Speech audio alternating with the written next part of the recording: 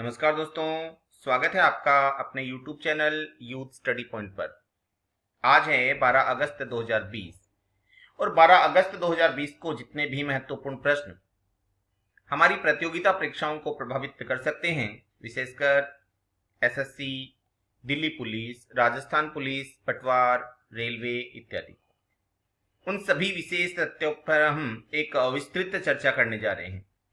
चर्चा का मूल आधार रहेगा राजस्थान करंट अफेयर्स के साथ साथ राष्ट्रीय और अंतरराष्ट्रीय स्तर का करंट अफेयर। आप वीडियो में अंत तक जरूर बने रहें। अंत में एक विशेष प्रश्न पूछा जाएगा जिसका उत्तर आपको कमेंट बॉक्स में लिखना है। तो सबसे पहले चलते हैं हम हमारे कल के उसी प्रश्न की ओर।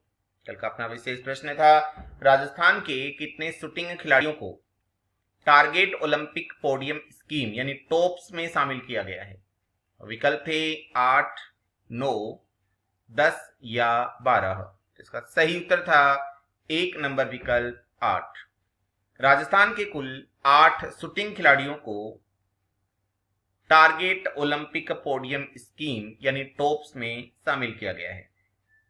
अब हम चर्चा करेंगे अपने आज के विशेष प्रश्नों की। यदि आपको ये वीडियो अच्छा लगे तो आप इसको लाइक जरूर करना और जिन्होंने सब्सक्राइब नहीं किया है वो सब्सक्राइब भी कर लेना ताकि कोई भी वीडियो सबसे पहले आप तक पहुंच सके। आज का पहला प्रश्न है, अमेरिका ने 5 जून 2019 को भारतीय उत्पादों में जीएसपी के तहत मिलने वाले प्रोत्साहन को समाप्त कर दिया था। इसके बावजूद जून में भारत का निर्यात कितनी प्रतिशत बढ़ा है? यानी जीएसपी के समाप्त होने पर भी भारत का निर्यात बढ़ा है, कितने प्रतिशत बढ़ा है? तो इसका सही उत्तर है 32%। पिछले साल के जून महीने की तुलना में इस साल जून में जीएसपी सुविधा हटाए गए भारतीय उत्पादों का अमेरिका को निर्यात 32% बढ़ गया है। यानी पिछले साल से इस साल 32% निर्यात भारत का ज्यादा हुआ है। हम बात करते हैं कि जीएसपी सुविधा क्या है। तो इसकी फुल फॉर्म है जनरलाइज्ड सिस्टम ऑफ प्रेफरेंसेज। यह है अमेरिका द्वारा अन्य देशों को दी जाने वाली एक सहूलियत है जो सबसे पुरानी व बड़ी प्रणाली है। अमेरिका द्वारा विशेषकर उन देशों को यह सुविधा दी जाती है जो आर्थिक रूप से पिछड़े हुए हैं और विकासशील देश हैं। तो इसका प्रारंभ 1976 में विकासशील देशों के आर्थिक विकास को बढ़ावा देने के लिए किया गया था।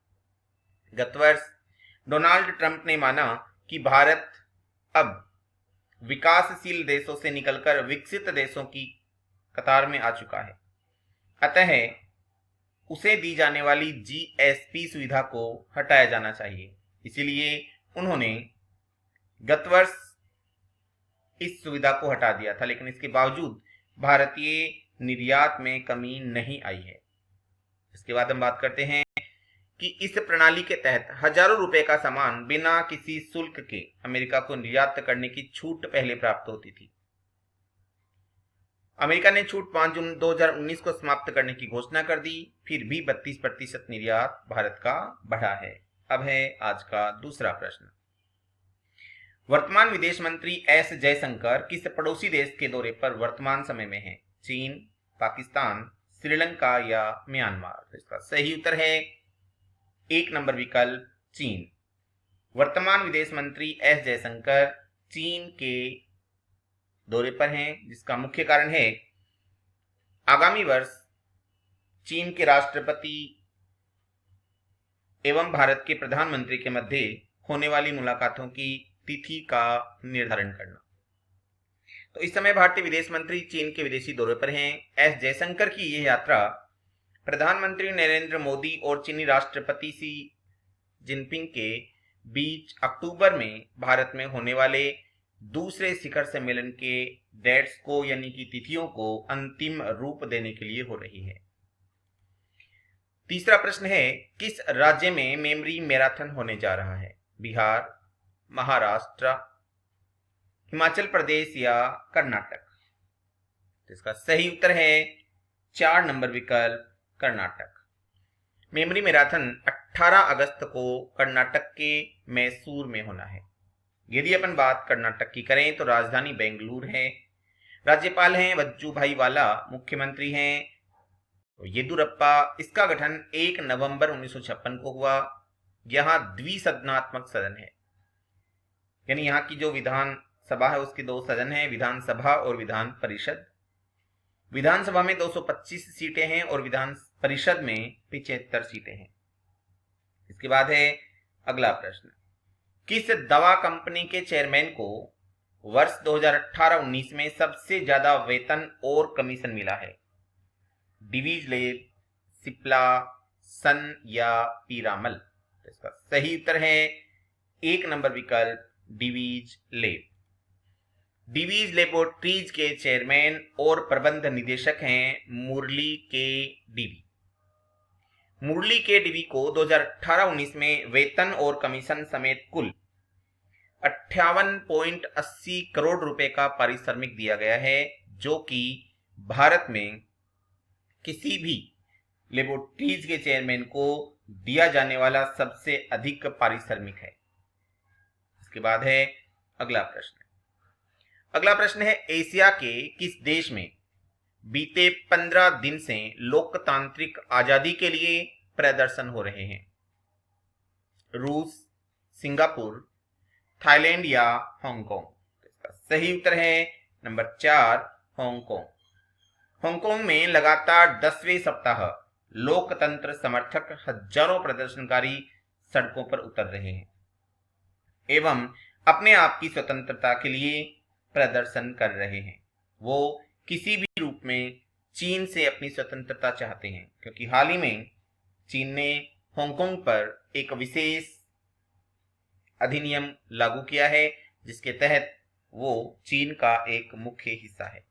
इसके बाद है अगला प्रश्न, प्रधानमंत्री नरेंद्र मोदी ने किस स्थान के लिए पनडुब्बी कनेक्टिविटी शुरू की है? अंडमान निकोबार द्वीप समूह के लिए, पोर्ट ब्लेयर के लिए, लक्षद्वीप के लिए या सभी के लिए? इसका सही उत्तर है नंबर 1 अंडमान निकोबार द्वीप समूह के लिए। विशेष चर्चा करें तो पीएम मोदी ने 10 अगस्त 2020 को एक वीडियो कॉन्फ्रेंसिंग के माध्यम से अंडमान और निकोबार द्वीप समूह यानी CANI के लिए पनडुब्बी केबल कनेक्टिविटी शुरू की है। पनडुब्बी ऑप्टिकल फाइबर केबल यानी OFC मुख्य भूमि में अंडमान और निकोबार द्वीप समूह के साथ संबंध स्थापित करने के लिए एक भूमिका निभाएगी। 30 दिसंबर 2018 को प्रधानमंत्री नरेंद्र मोदी ने पोर्ट ब्लेयर में इस परियोजना का शिलान्यास भी किया था। यह द्वीपों में अंतहीन कनेक्टिविटी के अवसरों को सुनिश्चित करेगा, यानी उन द्वीपों पर पहुंच पाना असंभव सा हो जाता है एक सामान्य नागरिक के लिए, क्योंकि विशेषकर कनेक्टिविटी नहीं है। साथ ही आपसी वार्तालाप के लिए भी वहां पे कनेक्टिविटी नहीं थी, तो ये इसलिए चालू किया गया है ताकि कनेक्टिविटी के अवसर मिल सके। इसके अलावा CANI चेन्नई और पोर्ट ब्लेयर तथा पोर्ट ब्लेयर और लिटिल अंडमान स्वराज द्वीप के बीच संपर्क आसानी से स्थापित हो पाएगा। CANI अंडमान और निकोबार द्वीप समूह में अवसरों को बढ़ाएगा। गहरे समुद्र में सर्वेक्षण के रूप में लगभग 2300 किलोमीटर केबल समुद्र के नीचे डाली गई है। यह विशेष जहाजों के साथ केबल की गुणवत्ता को बनाए रखना भी सुनिश्चित करेगा। अगला प्रश्न है, सुरक्षा के नाम से पोर्टल पर्यावरण, वन व जलवायु परिवर्तन मंत्रालय ने किस विशेष दिवस पर लॉन्च किया है? यानी सुरक्षा नाम से जो एक पोर्टल हाल ही में लॉन्च किया गया है, वो किस विशेष दिवस पर लॉन्च किया गया है? विश्व हाथी दिवस के उपलक्ष्य पर, विश्व स्वच्छता दिवस के उपलक्ष्य पर, विश्व पर्यावरण दिवस के उपलक्ष्य पर, या इनमें से कोई भी नहीं? तो इसका सही उत्तर है नंबर 1 विश्व हाथी दिवस के उपलक्ष्य पर। विश्व हाथी दिवस के अवसर पर पर्यावरण, वन और जलवायु परिवर्तन मंत्रालय MOEFCC ने सुरक्षा के नाम से देश में राष्ट्रीय पोर्टल शुरू किया है। सरकार ने अपना बीटा संस्करण लॉन्च किया है। इस पोर्टल का काम मानव हाथी संघर्ष पर वास्तविक समय की जानकारी एकत्र करना है। यह पोर्टल सभी प्रबंधन को वास्तविक समय के आधार पर मानव हाथी के बीच होने वाले संघर्ष को देखेगा। इसके अलावा यह नीति निर्माताओं को नीति निर्माण के लिए HEC डेटा का लाभ उठाने के लिए डेटा संग्रह प्रोटोकॉल, डेटा ट्रांसमिशन पाइपलाइन उपकरणों को प्राप्त करने के लिए एक महत्वपूर्ण भूमिका निभाएगा। यानी सारांश अपन ये कह सकते हैं कि मानवों से हाथियों की रक्षा करने हेतु ही इस सुरक्षा के नाम से पोर्टल को लॉन्च किया गया है। अब है अगला प्रश्न। अगला प्रश्न है, हाल ही में किसने 10 अगस्त से स्वच्छता सप्ताह मनाने का ऐलान किया है? भारतीय रेलवे, नीति आयोग, पर्यावरण मंत्रालय या इनमें से कोई भी नहीं? तो इसका सही उत्तर है नंबर 1, भारतीय रेलवे। भारतीय रेलवे ने 10 अगस्त से स्वच्छता सप्ताह मनाने का हाल ही में ऐलान किया है। रेलवे की सभी पटरियों, सभी कॉलोनियों एवं सभी ऑफिसों की साफ सफाई की जाएगी। वर्तमान हमारे रेल मंत्री हैं पीयूष गोयल। कई बार ये प्रश्न पूछ लिया जाता है कि स्वतंत्र भारत के प्रथम रेल मंत्री कौन थे? जॉन मथाई थे। वर्तमान भारतीय रेलवे मंडल के चेयरमैन कौन हैं? तो हैं विनोद कुमार यादव। इसके बाद है अगला प्रश्न, भारत पाकिस्तान अंतरराष्ट्रीय सीमा पर ऑपरेशन अलर्ट किसके द्वारा शुरू किया गया है? CRPF, BSF, CISF या SSB? इसका सही उत्तर है नंबर 2, BSF। विशेष चर्चा करें, अर्धसैनिक बल BSF के द्वारा भारत पाकिस्तान अंतरराष्ट्रीय सीमा पर ऑपरेशन अलर्ट शुरू किया गया है। यह ऑपरेशन 11 से 17 अगस्त तक जारी रहेगा। हाल ही में पाकिस्तानी संभावित घुसपैठ को देखते हुए, क्योंकि 15 अगस्त स्वतंत्रता दिवस भारत मनाने जा रहा है और हर वर्ष स्वतंत्रता दिवस के उपलक्ष्य पर पाकिस्तान की ओर से घुसपैठ की जाती है और खराब मौसम के कारण भी वो घुसपैठ करते हैं। इसी को रोकने के लिए 11 से 17 अगस्त तक ऑपरेशन अलर्ट शुरू किया गया है। इसके बाद है अगला प्रश्न, विश्व आदिवासी दिवस पर मुख्यमंत्री अशोक गहलोत द्वारा जनजाति छात्राओं के लिए 50 बेड का छात्रावास खोलने की घोषणा किस जिले में हुई है? उदयपुर, डूंगरपुर, जैसलमेर या जोधपुर? इसका सही उत्तर है नंबर 3, जैसलमेर। विशेष चर्चा करें अपन इसकी, तो हाल ही में विश्व आदिवासी दिवस के उपलक्ष्य पर मुख्यमंत्री अशोक गहलोत ने अनुसूचित क्षेत्र को 127.85 करोड़ रुपए के विकास कार्यों की मंजूरी प्रदान की है। इसके तहत 41 कार्यों का उन्होंने शिलान्यास भी किया है। जैसलमेर में जनजाति छात्राओं के लिए 50 बेड का एक छात्रावास खोलने की घोषणा भी मुख्यमंत्री अशोक गहलोत द्वारा की गई है। यदि अपन आदिवासियों की बात करें तो जनगणना 2011 के अनुसार भारत में करीब 12 करोड़ आदिवासी रहते हैं, जो कि कुल आबादी का 8.6% है। यदि अपन कुल वैश्विक आदिवासियों की बात करें तो कुल वैश्विक जनसंख्या का वो 6% है, जबकि भारत में कुल जनसंख्या का 8.6% आदिवासी निवास करते हैं। अगला प्रश्न है, हाल ही में राजस्थान का कौन सा जिला स्तनपान के मामले में भारत में तृतीय स्थान पे रहा है? या अपन बात करें तो राजस्थान में प्रथम स्थान पे रहा है। उदयपुर, झुंझुनू, जैसलमेर या जोधपुर? तो इसका सही उत्तर है 2 नंबर विकल्प, झुंझुनू। विशेष चर्चा करें तो भारत में 1 से 7 अगस्त तक विश्व स्तनपान दिवस सप्ताह मनाया गया। राष्ट्रीय स्वास्थ्य विभाग की रैंकिंग में भारत के जिला स्तरीय रैंकिंग में राजस्थान के झुंझुनू का तृतीय स्थान रहा है। राजस्थान के झुंझुनू जिला स्वास्थ्य विभाग ने रैंकिंग में 89.1% के साथ यह तृतीय स्थान प्राप्त किया है। इसके अंतर्गत झुंझुनू जिले के सभी स्वास्थ्य केंद्रों पर 7 दिवस में बच्चों को स्तनपान कराने की विधि, लाभ अवधि, स्वच्छता आदि के बारे में ट्रेनिंग दी गई है। व माताओं को स्तनपान कराने के लिए विशेष रूप से जागरूक किया है। अगला प्रश्न है, अयोध्या में सरयू नदी के किनारे पर भगवान श्री राम की सबसे बड़ी मूर्ति का निर्माण किया जा रहा है। इसे बनाने वाले मातूराम वर्मा का संबंध राजस्थान के किस जिले से है? उदयपुर, झुंझुनू, जैसलमेर या जोधपुर? तो सही उत्तर है 2 नंबर विकल्प झुंझुनू। अयोध्या में बनने वाली भगवान श्री राम की सबसे बड़ी और ऊंची प्रतिमा सरयू नदी के किनारे बनाई जा रही है। इसके निर्माण में झुंझुनू जिले के पिलानी कस्बे के कलाकार मातूराम वर्मा व उसके पुत्र नरेश कुमार वर्मा का भी योगदान विशिष्ट है। इन दोनों मूर्तिकारों ने देश विदेश की अनेक मूर्तियों के निर्माण में अपना योगदान दिया है। विशेष तौर पर उल्लेखनीय यदि अपन बात करें तो गुजरात में सबसे ऊंची प्रतिमा जो हाल ही में तैयार हुई थी, सरदार वल्लभ भाई पटेल की प्रतिमा, उस प्रतिमा में भी इनका विशेष योगदान रहा था। अगला प्रश्न है, राजस्थान के किस स्थान पर भारत का सबसे बड़ा क्रेटर स्थित है? रामगढ़, मकराना, सोजत या मथानिया? इसका सही उत्तर है नंबर 1 रामगढ़।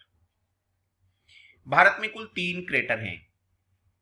इनमें से एक 12 जिले के रामगढ़ में स्थित है, दूसरा महाराष्ट्र के बुल्ढाना के लोनार में है और तीसरा मध्य प्रदेश के शिवपुरी जिले के ढाला में है। रामगढ़ क्रेटर देश का सबसे बड़ा क्रेटर है। इसका व्यास तकरीबन 3.2 किलोमीटर है। यह 650 करोड़ वर्ष पुराना है और यह देश की एक दुर्लभ साइट माना जाता है। जमीन से 200 मीटर ऊंचा है। समुद्र तल से इसकी ऊंचाई 260 मीटर है। वैज्ञानिकों की एक टीम द्वारा इस क्रेटर में उल्का पिंड गिरने की जांच की थी। इसकी रिपोर्ट में अब तक स्पष्ट हो चुका है कि क्रेटर में आयरन से लेकर निकल, कोबाल्ट, फास्फोरस आदि मिले हैं। यानी उल्का पिंड गिरने से यह क्रेटर बना था। इस क्रेटर में अपने आप वर्षा का जल भर जाता है। खैर, हर समय जल नहीं भरा रहता, लेकिन वर्षा काल में इसमें पानी भर जाता है और एक झील का रूप, एक प्राकृतिक झील का रूप ले लेता है। इसके बाद है अगला प्रश्न, हाल ही में राजस्थान के शिक्षा विभाग द्वारा राज्य में कुल कितनी मॉडल लाइब्रेरियों का विकास किया जाएगा या विकसित की जाएंगी? 30, 34, 29 या 33? तो इसका सही उत्तर है नंबर 2 34। राजस्थान के कुल 33 जिलों में 34 लाइब्रेरियों का विकास किया जाएगा। राजस्थान में विद्यार्थियों की पुस्तकों में रुचि बढ़ाने और पुस्तकालय का सही उपयोग समझाने के लिए स्कूलों में मॉडल लाइब्रेरी विकसित की जाएंगी। राजस्थान के कुल 33 जिलों में 34 मॉडल लाइब्रेरी विकसित की जाने की घोषणा की गई है। इस योजना के अनुसार कक्षा 1 से 5 तक के लिए प्रत्येक स्कूल में 1000 से अधिक पुस्तकें उपलब्ध करवाई जाएंगी ताकि छात्र उसका सही उपयोग करना सीख सके। अब है आज का विशेष प्रश्न जिसका उत्तर आपको कमेंट बॉक्स में लिखना है। निम्नलिखित में से कौन कोरोना वायरस से संबंधित तनावग्रस्त परिसंपत्तियों के निपटने के लिए सुझाव देने हेतु गठित RBI पैनल का प्रमुख होगा? SD शिबुलाल, दीपक पारेख, KV कामत या स्वप्नदास गुप्ता? इसी के साथ अपनी आज की वार्ता समाप्त होती है। कल पुनः मुलाकात होगी। तब तक के लिए जय हिंद।